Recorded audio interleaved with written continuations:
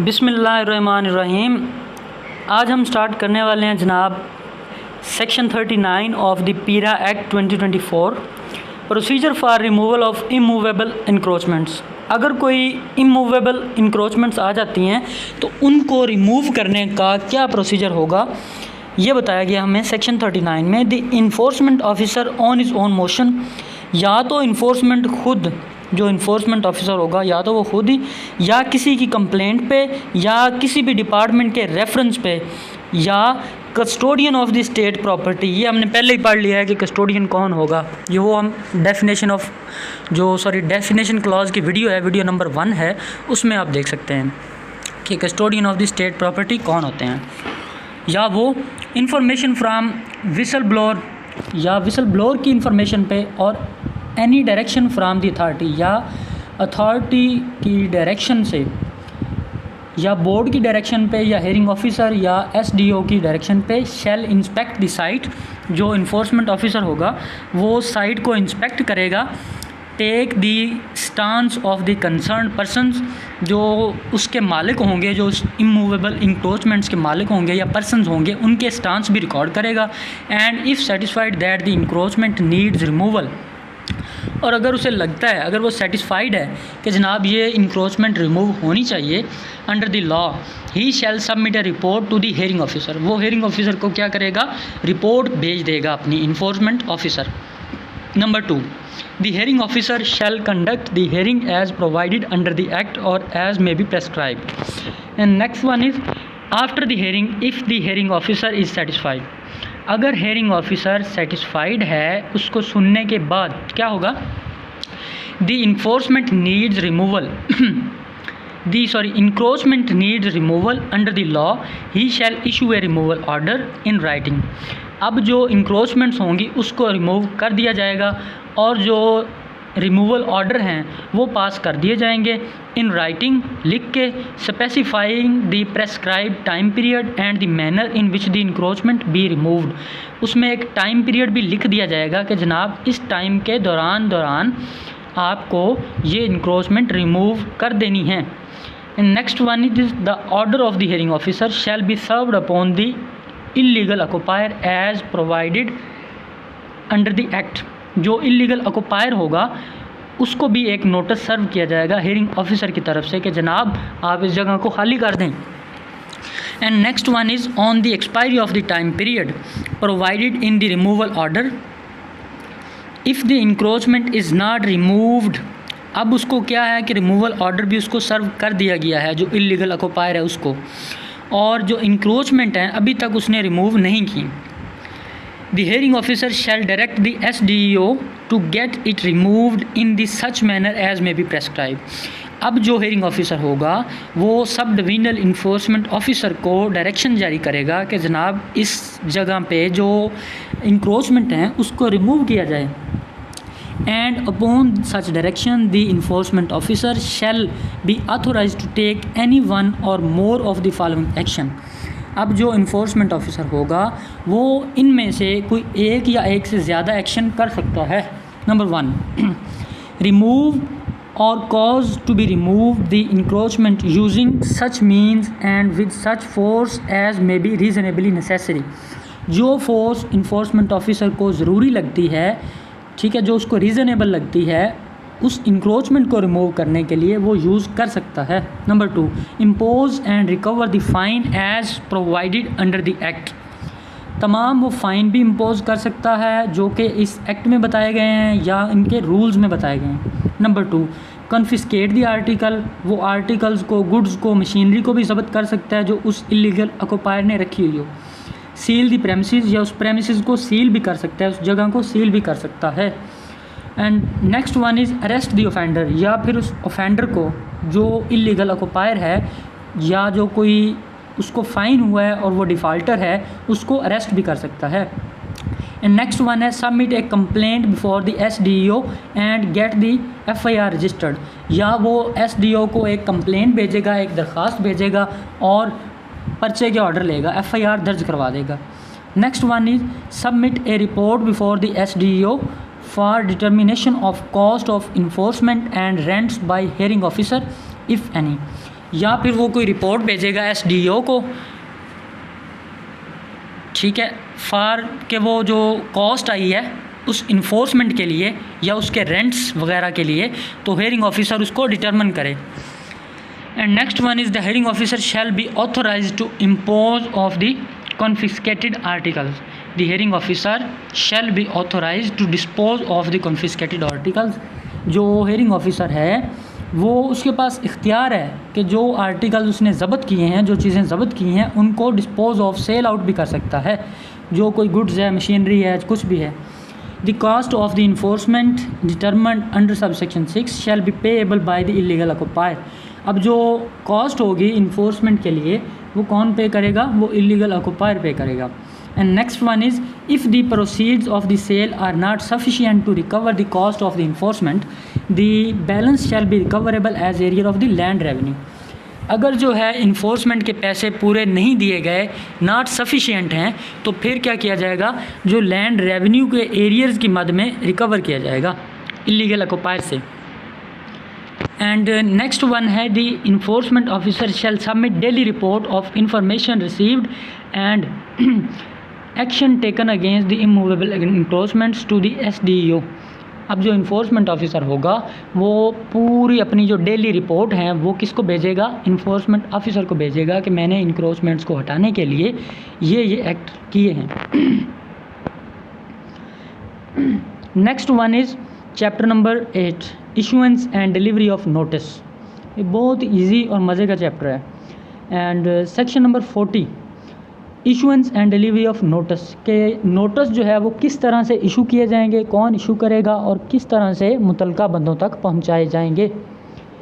इसमें है जी the notice may be issued and delivered in one or more of the following modes. अब जो नोटिस इशू किए जाएंगे, ठीक है, उनमें ये मंदरजा जाल तरीके इस्तेमाल किए जा सकते हैं। Number 1 personal service. The notice shall be served on the offender through any employee। इसमें जनाब वो ये कह रहे हैं पर्सनल सर्विस में कि अगर तो नोटिस भेजना है आपने किसी ऑफेंडर को, आप अपने इन्फोर्समेंट स्टेशन से कोई भी एम्प्लॉय भेज सकते हैं जिसके हाथ आप नोटिस सर्व करवा देंगे। और वो एम्प्लॉय जो होगा वो उसका या तो बॉडी कैम लगा के जाएगा जिसकी वो फुटेज लेके आएगा, या फिर क्या होगा कि कोई भी sufficient proof of personal service लेके आएगा साथ में कि जनाब मैंने ये नोटिस ड्यूली सर्व कर दिया है। बी है service eight premises. If the offender can not be located for his personal services the notice shall be served through courier services. ठीक हो गया। अब जो ऑफेंडर है उसको आपने नोटिस पर्सनली सर्व नहीं किया, आपने उसको नोटिस सर्व किया थ्रू कोरियर सर्विस, तो आप उसको नोटिस उसके एड्रेस पे जहाँ पे वो रहता है वहाँ पे भेज सकते हैं। Third one is if the offender is owner of the property where the offence has been occurred. अगर ऑफेंडर जो है वो उस प्रॉपर्टी का मालिक है जहाँ पे कोई ऑफेंस जो है वो कमिट हुआ है, फिर क्या होगा? But is not in possession, लेकिन उसके पास कब्ज़ा नहीं है देयर ऑफ उसका। The notice shall be sent at the last non address of the offender. तो जो ऑफेंडर होगा वो जहाँ पे आखिरी दफ़ा रह रहा था वहाँ पे नोटिस सर्व कर दिया जाएगा। If the offender is occupying owner tenant or otherwise in occupation or possession of the property है where the offence has occurred the notice shall be sent at the said property address. ठीक हो गया। वो कह रहे हैं कि जनाब जो ऑफेंडर है वो प्रॉपर्टी का या तो क्या है ऑक्यूपाइंग ऑनर है, या फिर टेनेंट है, या फिर किसी और तरीके से उसके पास प्रॉपर्टी का पोजेशन है। तो फिर जो जहाँ पे ऑफेंस अकर्ड हुआ है वहाँ पे नोटिस को सेंड कर दिया जाएगा, नोटिस को इशू कर दिया जाएगा, नोटिस को भेज दिया जाएगा। अफिक्सिंग ऑफ नोटिस। अगला मोड ये है कि नोटिस को किसी conspicuous part of the place जहाँ पे ऑफेंस अकर्ड हुआ है या जहाँ पे वो बंदा रह रहा है वहाँ पे उसके घर के बाहर या किसी भी वाज़ेह जगह पे उस नोटिस को चिस्पा कर दिया जाएगा। Next one is public notice in newspaper, या न्यूज़पेपर में नोटिस भेज दिया जाएगा उस बंदे को। नेक्स्ट वन है लोकल प्रोक्लेमेशन, या फिर वहाँ पे क्या कर दिया जाएगा? If the notice is of general nature and related to the many persons of the same locality a proclamation or announcement may be made through the loudspeaker in the locality. अब ये मस्जिदों में speaker वगैरह जो लगे होते हैं उसके ज़रिए से ऐलान करके नोटिस, अगर एक से ज़्यादा बंदों को देना है तो ऐलान करके नोटिस भेज दिया जाएगा। Next one is where the service is made by the employ he shall certify on the duplicate of the notice that he has serve the notice on the required person. अगर आपने personal service के ज़रिए notice भेजा है तो notice की एक duplicate copy पे क्या किया जाएगा, वो सर्टिफाई करवा के लाएगा कि जनाब मैंने ये नोटिस प्रॉपरली जो है वो रिक्वायर्ड जो पर्सन है उस तक सर्व कर दिया है। नेक्स्ट वन इज़ पेनल्टीज़ है, जो सज़ाओं के साथ चैप्टर नंबर है 9 है, जो सज़ाओं के साथ डील करता है। Penalties under the act save as may be expressly provided in the act for the purpose of the enforcement of schedule laws. ठीक है, वो कह रहे हैं कि जनाब इस एक्ट की इन्फोर्समेंट के लिए या फिर जो स्केड्यूल लॉज हैं जो इस एक्ट के स्केड्यूल्ड में अटैच कर दिए गए हैं उनकी इन्फोर्समेंट के मकसद के लिए only those penalties may be imposed which are permitted. सिर्फ वही पेनल्टीज़, सिर्फ वही सज़ाएँ जो हैं वो दी जाएंगी जो जिनकी इजाज़त दी गई है under such relevant laws whose enforcement and regulatory compliance is sought to be achieved under the act. जिन एक्ट की इन्फोर्समेंट के लिए तगोदो की जा रही है सिर्फ उन्हीं एक्ट के मुताबिक ही सज़ाएं दी जाएंगी। Provided that no penalty under the act shall be impose save in the manner as may be prescribe. और जो सज़ाएं हैं वो देने से पहले इनके जो रूल्स हैं जिनमें वो चीज़ें प्रेस्क्राइब की गई हैं उनको भी मद्देनज़र रखा जाएगा। पिकुनरी लिमिट्स फॉर पेनल्टीज़, सज़ाओं के लिए जो माली लिमिट्स हैं वो क्या हैं। The pecuniary jurisdiction for the purposes of imposition of penalties, यानी कि फ़ाइन की सूरत में अगर कोई पेनल्टी को सज़ा देनी है, shall apply to all officers of authority as may be prescribe. तो वो तमाम ऑफिसर्स पे अप्लाई होंगे जो कि अथॉरिटी के तमाम ऑफिसर्स हैं जो रूल्स में प्रेस्क्राइब कर दिए गए हैं। चैप्टर नंबर है 10 प्रिवेंटिव मेजर्स। प्रिवेंटिव जो है ये निकला है प्रिवेंट से, यानी कि किसी को किसी काम से रोकना है तो ऐसे मेजर्स अडॉप्ट करने हैं, ऐसे रास्ते अडॉप्ट करने हैं जिनसे किसी भी बंदे को रोका जा सके। अब प्रिवेंटिव मेजर की सबसे बेहतरीन एग्जांपल है जो सिक्योरिटीज़, जो हम बेल जब किसी बंदे की होती है तो हम बेल बॉन्ड्स दे के आते हैं अदालत में, सिक्योरिटी दे के आते हैं कि जनाब ये बंदा अगर पेश ना हुआ तो मैं इसकी जगह पे पेश हूँगा। 43 जो सेक्शन है वो है सिक्योरिटी एंड बॉन्ड के साथ डील करता है। The hearing officer on his own motion or on receipt of information in any manner may proceed under chapter 8 of the code से मुराद है CRPC and require a person to execute a bond of certain amount or the sureties as provided in the code or as may be prescribe. वही same चीज़ें, अगर किसी बंदे ने offence commit किया है उसको अगर आपने छोड़ना है, रिलीज़ करना है, तो उसको आप ये कहेंगे कि जनाब हमारी सेटिस्फेक्शन के लिए आप इतने जो है बेल बॉन्ड्स दें, ठीक है, ताकि आपको जब भी बुलाएं आप पेश हों। नेक्स्ट वन है ऑफेंसेस यानी कि जराइम। चैप्टर नंबर है 11 ऑफेंसेस। 44 सेक्शन 44 है, ऑफेंसेस के साथ डील करता है। वू सो एवर इंटेंशनली और विदाउट कॉज, जब कभी भी जो कोई भी या तो जानबूझ के या फिर किसी और वजह से या फिर बग़ैर विदाउट कॉज मतलब बग़ैर किसी वजह के रिफ्यूज़ करता है to receive the notice, prevent या फिर रोकता है सर्विस ऑफ नोटिस को बाई अब्सकॉन्डिंग इश्तियारी होके और एवर्टिंग प्रोक्लेमेशन और अफिक्सिंग और रिमूवल ऑफ सच अफिक्सेशन, ठीक हो गया, या किसी भी तरीके से वो रोड़े अटकाता है या रुकावट डालता है कार्य सरकार में, तो फिर क्या होगा। नंबर 2 है, या फिर वो क्या करता है, डिसओबे करता है। जो कोई भी, आपने ऊपर वाली जो लाइन है ना, वू सो एवर इंटेंशनली और विदाउट काज, उसको मिला के पढ़ना है ये सबसे। डिसओबेज any order issued under the act, या किसी भी ऑर्डर, कोई भी ऑर्डर जो है वो आया है, अथॉरिटी ने दिया है, बोर्ड ने दिया है या किसी भी कोर्ट ने दिया है, उसको नहीं मानता, ठीक है। नंबर 3 है fails to appear in person, या फिर उसको नोटिस जाता है और वो इन्फोर्समेंट ऑफिसर के सामने पेश नहीं होता।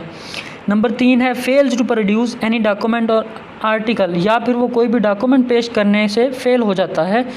फोर्थ वन है fails to furnish such information, या कोई वह मालूमात जो उसने देनी होती है एक स्पेसिफिक टाइम में वो देने से फेल हो जाता है। एंड नेक्स्ट वन है offer resistance in taking of any property और सस्पेक्टेड आर्टिकल, या कोई भी स्टेट प्रॉपर्टी है या कोई भी आर्टिकल है जिसको वो कब्ज़े में लेना चाह रही है, ठीक है, इन्फोर्समेंट ऑफिसर, उसमें वो रेजिस्टेंस करता है या क्या करता है, refuse to provide assistance to the concerned officer, या फिर वो किसी कंसर्न्ड ऑफिसर को मना करता है कि जनाब मैं आपकी मदद नहीं करूँगा, मैं आपको तफ्तीश में मदद नहीं करूँगा, रिक्वायर्ड अंडर द स्केड्यूल और एक्ट, या फिर ऑब्स्ट्रक्ट करता है इन एनी मैनर, किसी भी तरह से वो क्या करता है, वो अवॉइड करता है, ऑब्स्ट्रक्ट करता है function by the concerned officer. And next one है इंक्रोचेज अपॉन स्टेट प्रॉपर्टी, या फिर स्टेट प्रॉपर्टी पे गैर कानूनी तौर पे कोई इंक्रोचमेंट करता है। नेक्स्ट वन है removes any movable state property without lawful authority, या फिर स्टेट की कोई भी प्रॉपर्टी जो कि मूवेबल है उसको रिमूव कर देता है। नेक्स्ट है फेल्स टू ओबे ईपीओ और एब्सोल्यूट ऑर्डर, या तो वो ईपीओ को एमरजेंसी प्रोहिबिशन ऑर्डर जो है या फिर एब्सोल्यूट ऑर्डर जो है उसको मानने से वो इनकार कर देता है। नेक्स्ट है अटेम्प्ट टू कमिट और abets the commission of any offence, या कोई ऑफेंस वो कमिट कर देता है या वो किसी को उकसाता है कि आप ये ऑफेंस कमिट करो under the act or schedule laws, तो फिर क्या होगा, फिर जनाब he shall be guilty of an offence punishable with imprisonment, तो वो उसको सज़ा दी जाएगी और वो उस ऑफेंस का मुर्तकब होगा, और उसको कितनी सज़ा दी जाएगी, which may be extend up to 6 month, 6 महीने तक उसको सज़ा दी जाएगी, और fine which may be extend up to ₹300,000 और बोथ, ठीक हो गया, यानी कि 300,000 या दोनों सज़ा भी और जुर्माना भी दोनों उसको हो सकते हैं अगर वो ऊपर वाले तमाम काम करता है तो। 45 है ऑफेंसेस बाय कंपनीज़। अब क्या है कि किसी कंपनी ने कोई ऑफेंस कमिट कर दिया है, चूँकि हमने ऊपर पढ़ा है डेफिनेशन में कि कंपनी भी जो है वो भी किसी पे भी सू कर सकती है या उस कंपनी को भी सू किया जा सकता है।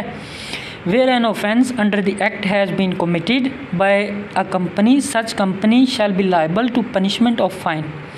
अब जो है कोई भी कंपनी इस एक्ट के तहत कोई भी ऑफेंस कमिट करती है तो उस कंपनी को क्या किया जाएगा, सज़ा दी जाएगी जो कि जुर्माने की सूरत में होगी या कॉस्ट की सूरत में होगी और अदर कंपनसेशन या कोई भी मुआवजा होगा जो कि स्पेसिफाई उस ऑफेंस के लिए कर दिया गया, ठीक हो गया। नेक्स्ट वन है notwithstanding anything contain in subsection 1, subsection 1 के अलावा where it is prove that the offence is attributable to any neglect or on the part of any director, जहाँ पे ये साबित हो जाए कि जनाब जो कोई ऑफेंस हुआ है ये नाअहली है, किसकी है, किसी डायरेक्टर की है, किसी मैनेजर की, उस कंपनी का कोई मैनेजर है या सेक्रेटरी है और other officer of the company है, सच डायरेक्टर मैनेजर सेक्रेटरी और other officer shall also be liable, तो उस कंपनी के साथ साथ वो बंदा भी लायबल होगा पनिशमेंट फॉर द ऑफेंस, उस ऑफेंस की सज़ा के लिए।